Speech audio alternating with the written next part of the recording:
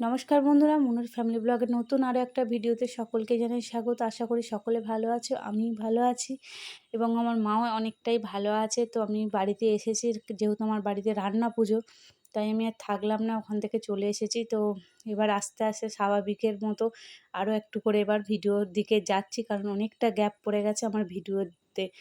তো এদিকে দেখো মেঘলা ওয়েদারের নিম্নচাপের জোরে সকাল থেকে কেন আজ 3 দিন বৃষ্টি হচ্ছে লাগাতার।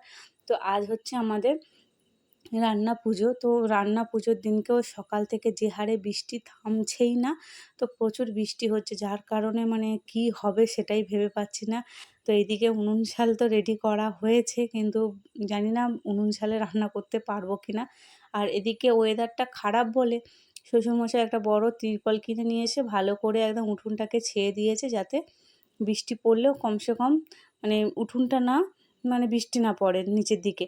আর এদিকে মাছ সকালবেলা বাপি একদম ফতেপুর থেকে নিয়ে চলে এসেছে ইলিশ মাছ, কাতলা মাছ। তো ওইদিকে মাছ ধোয়া হয়ে গেছে, আর সকাল থেকে যার কারণে ভিডিওগুলো করতে পারিনি, কারণ বৃষ্টির জন্যে বাইরে নিয়েও যেতে পারছি না ক্যামেরাটাকে।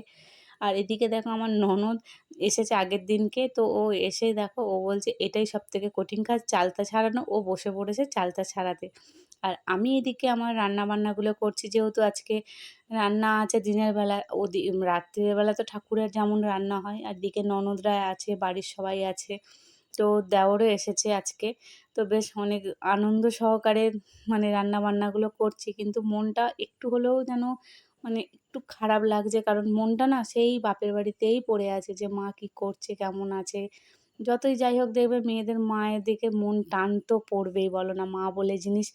তো এদিকে দেখো আর আমি রান্না করছি, এদিকে আমার শাশুড়ি মা আমার ননদ মিলে দুজনে মিশেই কাটাকুটি করছে। আমি বেশি কাটাকুটি করতে পারিনি, কারণ আমি তো রান্নার ওইদিকে আছি বলে। আমার দিভাই বলছে তুমি বৌদি ওইদিকে দেখো। তো যতটা পারি ওদের সঙ্গে হাতে হাতে মিলিয়ে করি। আর এদিকে দেখো আমার ননদের ছেলে বলছে আজকে আমি পরিবেশন করব, খেতে দেবো।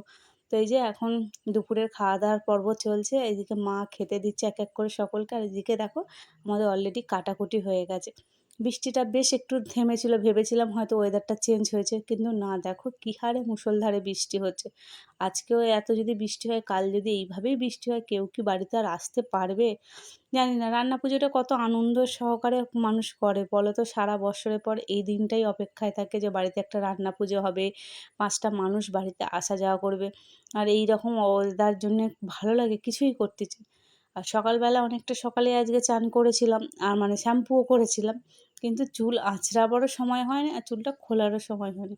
আর এদিকে দেখো এখন ঘড়িতে মোটামুটি প্রায় 2টোর পর, 2:30টার কাছাকাছি বাজে। তো এদিকে আমি বিছানার চাদরগুলো এবার চেঞ্জ করে দেবো, কারণ কালকে সকালবেলা চেঞ্জ করার আমার সময় হবে না। আর আজকে ওই জন্য দুপুরের পর একটু সময় পেয়েছি, এরপর তো আবার স্নান করে ঠাকুরের রান্নার দিকে ঢুকবো। আর ভাবছি পুরোনো চাদরটার তুলবো না, এর ওপরে চাদর পেতে দিই, যখন তুলবো এটা তুলে দিলেই হয়ে যাবে। তো এবারে এক এক করে 3টে ঘরে চাদর পাতবো। নিচে একটা, আর ওপরে আমাদের ওপরের ঘরে, ভাইয়ের ঘরে। তো এই চাদরগুলো আজকে একটু সময় হাতে পেয়েছি বলে এখন এই সময় করে দিই।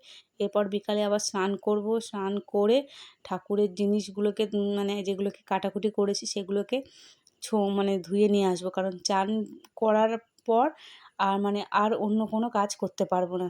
আর এদিকে দেখো টিনের চাল বলে শুকনো হয়ে গেছে চালটা, আর একদম ওয়েদারটা এখন একটু ধরন করেছে, বেশ ভালো লাগছে। এরকম ওয়েদারটা হয়ে থাকলে যেন মনে হয় খুব খুশি হয়ে যায় সকলেই, তাই না? আর বিচ্ছিরি লাগে না বৃষ্টি হলে, মন মেজাজটা যেন ওই দিকেই পড়ে থাকে, কি হবে কি হবে কি জানি। তাই এদিকে চলো, আমার তো এদিকের কাজ মোটামুটি গুছিয়ে নিয়েছি। এরপর যাব চান করতে, কারণ এক এক করে মা, আমি, দিভাই 3জনেই চান করবো, আর 3জনেই উনুন ঝালে ঢুকবো, কারণ একার দ্বারা তো সম্ভব নয় সব কিছুটা। জানো তো বাপের বাড়ি থেকে এবারে কেউ আসবে না, কারণ মায়ের শরীর খারাপ, মা তো এমনি আসতে পারবে না। আর বোন যদি বা আসতো, মায়ের সঙ্গেই আসে, তো বোন বলে আমি একা যাব না, সেই মায়ের মনটা খারাপ থাকবে, তো ওই জন্যই বোনও আসবে না। তাই আমারও মনটা খুব একটা যে ভালো তা বলবো না, কিন্তু না, এবার সবাই আছে, ননদ আছে বাড়িতে, আরও কালকে 5জন আসবে। আশা করি মনটা ভালো থাকবে। তো যাই হোক, সকল সব কিছু কাজ গুছিয়ে গাছিয়ে নিয়ে এখন বিকালবেলা দেখো একটু আলতা পড়েছি, কারণ মা পড়েছে, দিভাই পড়েছে। আর এইদিকে রান্নার জোগাড় একদম শুরু হয়ে গেছে। আর এইদিকে এই যে এখন মোমবাতি জ্বেলে ঠাকুরকে স্মরণ করে মা এই যে উনুনে সিঁদুর দিয়ে ওইটাকে ঠাকুরের মূর্তি এঁকে মানে যে সমস্ত কাঁচা আনাজ আমাদের কাটা হয়েছে সে সমস্ত আনাজকে ঠাকুরের নাম করে এখানে ধরিয়ে তারপরে রান্না শুরু হবে। আর এবারে যে আমাদের পেতলের হাঁড়িটা দেখছো, এটা আমার ননদ দিয়েছে। প্রত্যেকবারে মাটির হাঁড়িতে করা হয়, তো ননদ এবারে মাকে জামাই ষষ্ঠীতে এই হাঁড়িটা দিয়েছে। বেশ ভালো হয়েছে, আর প্রত্যেক বছর হাঁড়ি কিনতে হবে না। তো এই যে মা এখন উনুনটা ধরাচ্ছে, আর এটা হচ্ছে আমাদের ঠাকুরের ভাত হচ্ছে। এই ভাতটাই কালকে পান্তা হিসাবে এটাই থাকবে, আর এটাই ঠাকুরের ভাত।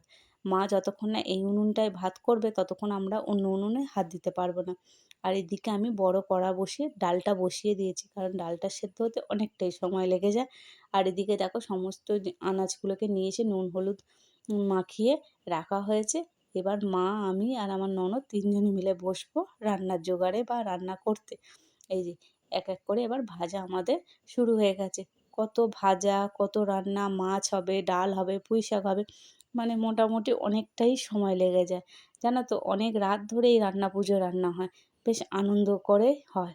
আর এই যে দেখো ডালটা হয়ে গেছে, আর এই রকম একটা মাটির হাত খোলাতে ঢালা হয় যাতে সকালবেলা সেই ডালটা একদম দইয়ের মতো চাপ চাপ হয়ে যায়, আর ওটাই বেশ টেস্টি লাগে। আর বাকি ডালটা একটু পাতলা করছি যাতে এটা রাতে খাওয়া দাওয়ার জন্য। আর এদিকে মাছ হবে, তো মোটামুটি অনেকটা রাতই হয়ে যায়। তো দেখো আমাদের সমস্ত কিছু রান্না বান্না কমপ্লিট হয়ে গেছে, আর এখন ঘড়িতে বাজে প্রায় 11টার কাছাকাছি। আর এই যে ঠাকুরকে দেবে বলে সব রকম মাছকে এক জায়গায় রান্না করা হয়েছে, ভাজাভুজি অলরেডি সমস্ত কিছু কমপ্লিট হয়েছে।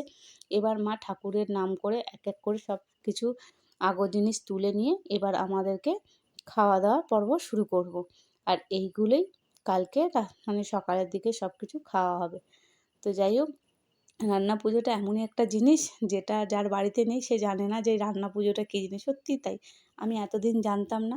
ভাগ্যিস আমার শ্বশুরবাড়িতে ছিল বলে তাই আজকে আমি জানতে পেরেছি। আর এই যে মা এখন শাঁখ বাজিয়ে সমস্ত রান্না যে শেষ হলো, ঠাকুরের স্মরণ করে যে ঠাকুরের নামে ভোগ তুলে রাখলো, শাঁখ বাজাবার পর এবার আমরা খাওয়া দাওয়া করতে পারবো। এই হচ্ছে মূল ব্যাপার। তো এই যে এখন আমাদের খাওয়া দাওয়া পর্ব শুরু হয়ে গেছে। ননদ, মা সকলে পরিবেশন করছে, আমিও পরিবেশন করছি। তো যাই হোক, আজকে ভিডিওটা তাহলে এখানেই শেষ করছি। দেখা হচ্ছে নতুন ভিডিওতে। সকলে ভালো থেকো, সুস্থ